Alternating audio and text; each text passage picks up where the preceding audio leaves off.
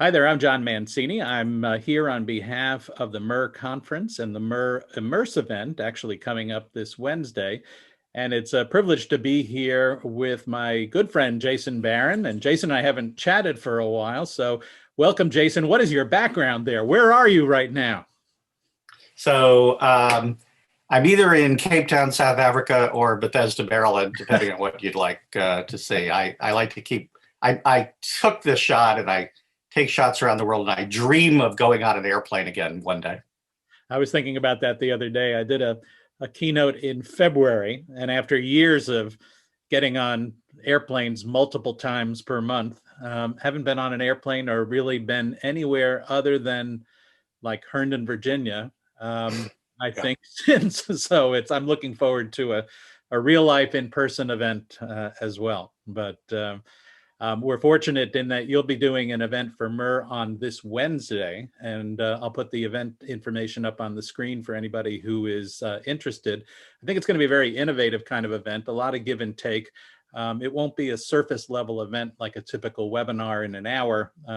There'll be some role playing, there'll be ask any question you can come up with. And I think it's going to be a lot of fun. So I would urge people to take a look at that. And then I think you're also doing something at the Big MER conference in May. Do I have that right? Yes. Yeah. Sandy Surkes, Bennett Borden, and I will be talking about AI applications. That's a good place to start. Tell me a little bit. For those that don't know you, I know you from your rich NARA background, your role as somewhat of a celebrity during the Hillary email situation back when you were on TV all the time, and then your stint as a lawyer, and now you're an academic. So tell me a little bit about the AI and auto class and kind of some of those issues and how they've intersected with you. Well, thanks, John. I think I have been in the trenches for a couple of decades now as a lawyer, thinking about the exponentially increasing volume of information that exists out there and how to manage it. And so it's a natural for me to have spent a lot of time with NER over the years, and I really appreciate the folks there. The fact is that we need to do a better job of searching for responsive information in any number of contexts, in litigation, in investigations, in compliance, for access purposes. So for a long time, I was interested in being smarter and having a conversation with other lawyers and other information and computer scientists to see whether we could advance the ball on search and secondly on classification. And so the results of that were first a research project called the TREC Legal Track, and then beyond that, with the work of others who were making great strides in the field, we've come to a kind of understanding over the last decade that technology-assisted review and predictive coding methods are in fact more efficient and more accurate for lawyers to search for electronically stored information. So from there, from the work that we've all been doing sort of out there for a decade or more on advanced search, while at a law firm and as it continues through academia, I'm interested in applying AI in the legal space and broader spaces. So in the information governance space, we can talk about it here, about auto classification. So all of that is, I'm interested in sort of practically applying the kind of classifiers and techniques and tools that computer scientists use to make all of our lives more efficient in whatever space we're working on. And so the talk at the main MER will be about using AI for those kind of applications.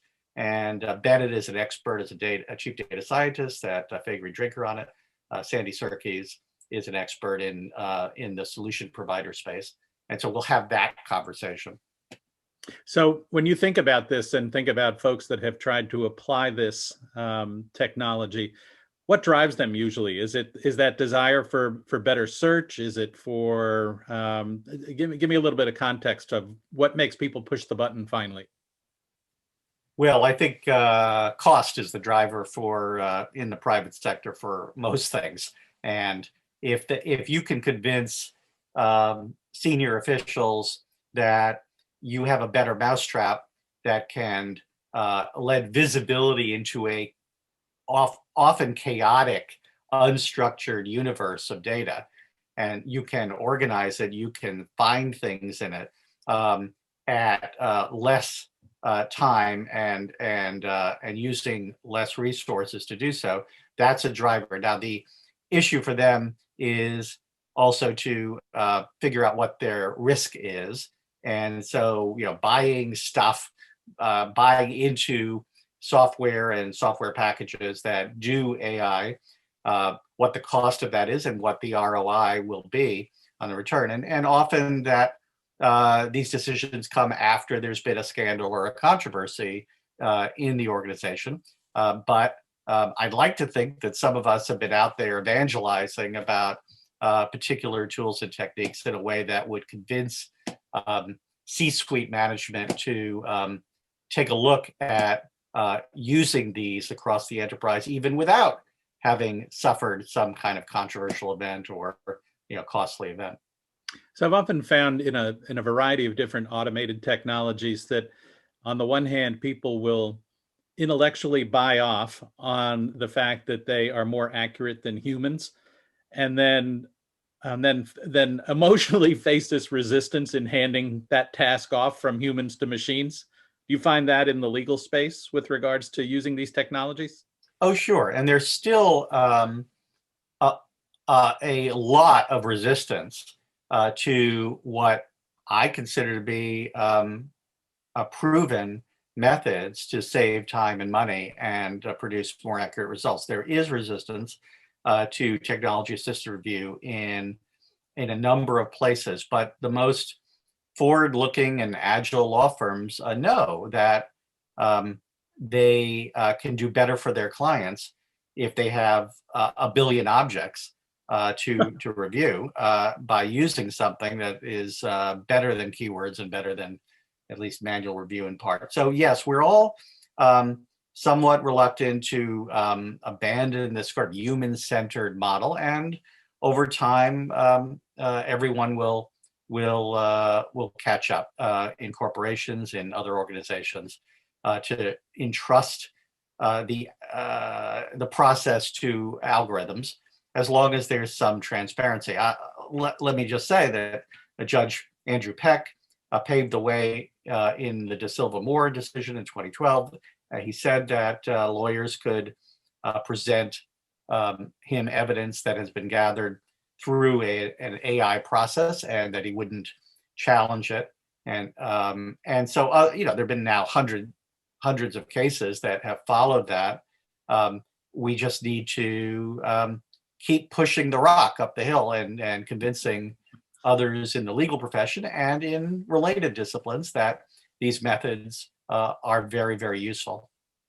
Is the actual effectiveness, the technology, the biggest barrier that people have to deployment, or something else?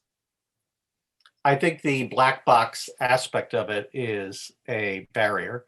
And there is, in terms of a sort of self-learning, there is a need for any lawyer or anyone as a subject matter expert to understand what's going on in the use of classifiers and these advanced methods, so that they can explain it to others, whether it's a judge or whether it's someone up the line in an organization. You can't just rely on a third party to say it works. So there needs to be there is a learning curve, and there needs to be a comfort level that the results are better. But we could turn to auto classification as an example, but there are so many areas where advanced techniques like AI are useful, and so there should be greater buy-in. So if you had a piece of advice to somebody looking to launch a project internally and convince everybody that this is a great idea, what would be that piece of advice? Gather the right people in the room, the person who has the problem, in the business owner.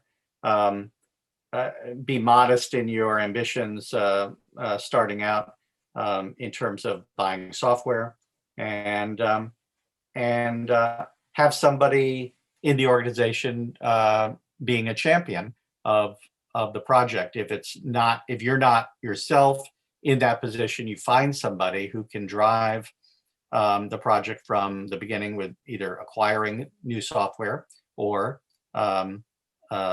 simply being a person who will push the project with whatever costs that are involved within the organization to make sure that it goes well and continues on the radar screen of everybody. So it's been my pleasure to be here with Jason Barron here today, and I would urge you to check out the virtual conference that the Immerse event is doing on January 27th, and also the Big Mer conference in May is always kind of one of the centerpiece events for people in the legal and e-discovery and records management, information governance profession. So we'd urge you to check that out. And Jason, it's been fun. I hope you get to go back to Cape Town sometime soon. I do too. Thanks so much, Sean. Okay, take care.